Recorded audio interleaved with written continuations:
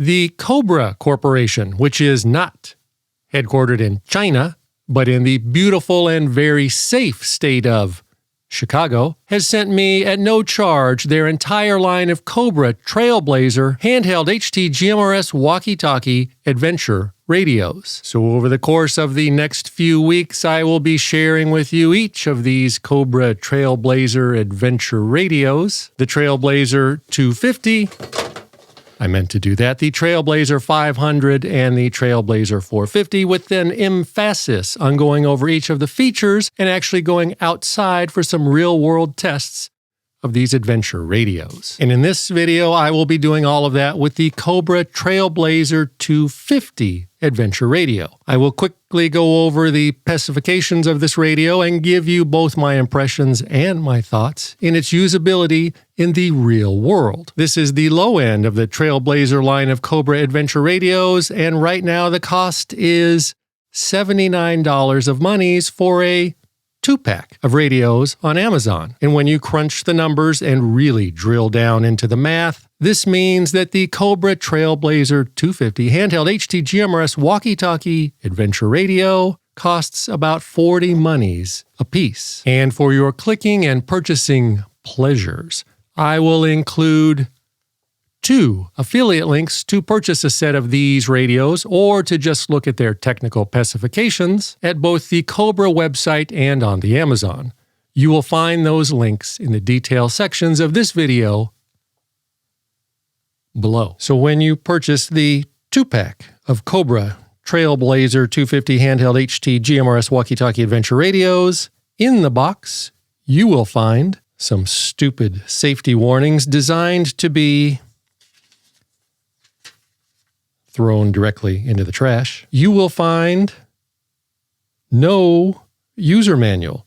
Instead, there is this big QR code on the box that takes you to an online version of the user manual. Thusly,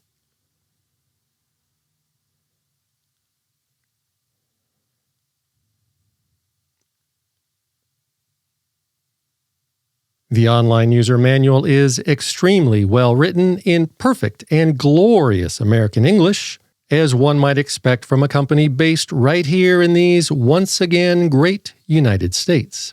And the manual very clearly explains all of the options and functions of the radio. However, the problem with this online user manual, and it truly breaks my heart to the bone to say this, but the problem is that nobody will ever take the time to read it. You will find a belt clip, more about that momentarily. You will find 3 rechargeable nickel-metal hydrox batteries for each of the 2 radios that comes in the box. More about that momentarily. You will find a USB-C's cable. More about that momentarily. You will find an antenna tuned specifically for the GMRS frequencies. And you will find 2 Cobra Trailblazer 250 handheld HT GMRS walkie-talkie adventure radios. However, in order to keep down on the clutter and for the purposes of demonstration, I will only be showing you one of the 2 radios. These are standard AA-sized rechargeable batteries. You can use any recharger to recharge them, or you can use the previously mentioned USB-C's cable and charge them whilst inside the radio. Alternatively, you can also use standard old-fashioned AA batteries. The clip goes on and off very easily, although it is more of a hook than an actual clip, which works fine for affixing the radio to your belt to impress the chicks. But if you are out adventuring and you try to clip it to something else like your backpack or pretty much anything that is not perfectly horizontal in nature, then it does not work very well. On the top, you will find an on-off and volume adjustment knob, a totally useless emergency button, and a standard SMA hole for the antenna. On the front, you'll find a very small screen and a very simple array of control buttons. On the side, you'll find a push-to-talk trigger and a button for the built-in flashlight. And on this side, you'll find holes for the optional headset and the USB-C's hole. And on the bottom, you will find the previously mentioned LED flashlight and 2 vestigial metal contacts for an optional desktop cradle-type charger. And here on the side, it very clearly indicates that this is a GMRS radio, which actually comes in handy for non-radio dorks, otherwise known as regular people, that may not remember what kind of radio it is when someone asks whilst out adventuring. The radio is very light, which is good for adventuring, but that also makes it feel a bit like a toy, and it does not have the most rugged or manly feel to it. And I should point out, and I should make it very, very clear that these radios are not designed for, marketed to, nor intended for radio dorks. These radios are made for normal people to use whilst adventuring, hence the name Adventure Radio. These radios are not made for trying to bounce your signal off the moon or for trying to make contacts with anonymous men in faraway and exotic places whilst sitting in your basement. As alluded to moments ago, these are GMRS radios, and like all GMRS radios, they are compatible with all other GMRS and FRS radios. And like all GMRS radios, they come pre-programmed with the 22 standard GMRS channels, and this means that like with all GMRS radios, they work right out of the box. No programming or fussing is required. Just pull them out of the box, put the batteries in, turn them on, pick a channel, hold it up to your stink hole, gently squeeze the talk trigger, and talk. The radio is repeater capable, but using a repeater is optional and not something that most actual adventurers will need to bother with. The radio is water resistant, so you can use it in the rain or snow, but it is not fully waterproof, so don't drop it in the lake or play with it in the bathtub. The radio can receive NOAA weather channels and NOAA weather alerts. It has 4 optional channel memory banks or groups with around 30 channels in each bank, something that most normal people won't care about. And as mentioned only moments ago, it does have a built-in flashlight that is totally worthless until you find yourself in a situation where you actually need a flashlight, and then it can be a lifesaver. As you already saw with your ocular collection balls, the antenna is removable, meaning that you can attach a larger antenna or connect it to a mobile antenna on the roof of your car or even a big antenna on the roof of your house to greatly extend the radio's FARs. The radio has a simple and very easy to read screen that works very well in bright direct sunlight, both attributes that are required for a true adventure radio. The menus are very simple and limited, which in a simple and limited adventure radio is exactly what we would expect to see, because most adventurers will never actually need to use the menus. The buttons can be locked so that you don't accidentally change channels or the settings during vigorous adventuring. And the radio has an automatic squelch, making it even easier to use because that's one less thing you'll need to worry about. The radio can do normal channel scanning, and it also has a find option, which will find the strongest nearby signal and any tones in use on that signal, so that you can then save it as a channel. Another feature that the average adventurer will never need to think about. And should you ever venture into the menus and screw everything all up because you didn't read the online user manual,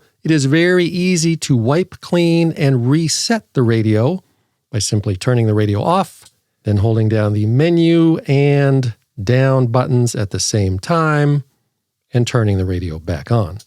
That will unscrew whatever it is that you screwed up. As mentioned only moments ago, this radio is very simple. However, if you have tested positive for the radio dork gene and the symptoms are beginning to manifest, the radio is programmable via software that you can run on your Windows PC. You do not need the software because, as already stated, the radio works right out of the box, and you can do everything that matters right on the radio using the menus. But to be clear, you do not need to hassle any of that to use the radio. I'm not even going to show you the software because if it is the software that matters to you, then this radio is not for you. And of course, like any quality two-way handheld HT GMRS walkie-talkie radio, this radio does have a Roger beep. The box says that this radio outputs 2.5 watts, and this means two things. First of all, with a maximum output of only 2.5 watts, the batteries are going to last a lot longer than a radio transmitting at 5 watts. Cobra says the batteries will last 12 hours, and indeed, they lasted all day for me in my testing, and I never actually ever ran them all the way down. And secondly, the fact that the radio only transmits 2.5 watts means that all of the online experts and some people are already furiously beating their Dorito-dusted fingers on their keyboards in an effort to be the first to leave a comment saying one of two things. The first claim that some people will make is that because it only transmits 2.5 watts, that it's an FRS radio and not actually a GMRS radio. And this claim would be wrong, because this radio, according to the FCC's, is a GMRS radio. And the second thing that all of those experts are going to leave comments claiming is that with only 2.5 watts, the radio cannot possibly give any FARs, and nobody will ever hear you, and that they are worthless or just toys, according to the experts. So to see if all of the online experts are right or just full of shit, me and my friend Brian rode our very expensive e-bikes out to Joshua Tree National Park, where e-bikes are not allowed, just so we could see how well the radios work whilst being used as intended. That is to say, how well they do the job of keeping us in contact with each other during our vigorous e-biking activities. So whilst I stayed and rested in the cool breeze, Brian rode his bike a half a mile away in the scorching midday heat to see if we could hear each other, basically from across a small canyon with good line of sight, and this is how it went. Subi guy, do you copy? Do you copy from half mile away? 1, 2, 3, 4, 5. Do you copy? Copy, loud and clear. So as you just heard, with your very own noise input holes from half a mile away and with good line of sight, meaning that there were no mountains or anything between us, the radios worked just fine. And finally, we got exactly 2.5 miles apart with poor line of sight to try something that the online experts claim is completely impossible with these cheap little 2.5 watt radios that do not come from China. And this is how it went. Subi guy, do you copy from 2.5 miles, 2.5 miles. 1, 2, 3, 4, 5. Do you copy? I copy. Be loud and clear. 1, 2, 3, 4, 5. Copy that. All right, I'm going to start heading back. Give me about 10 minutes. Okay.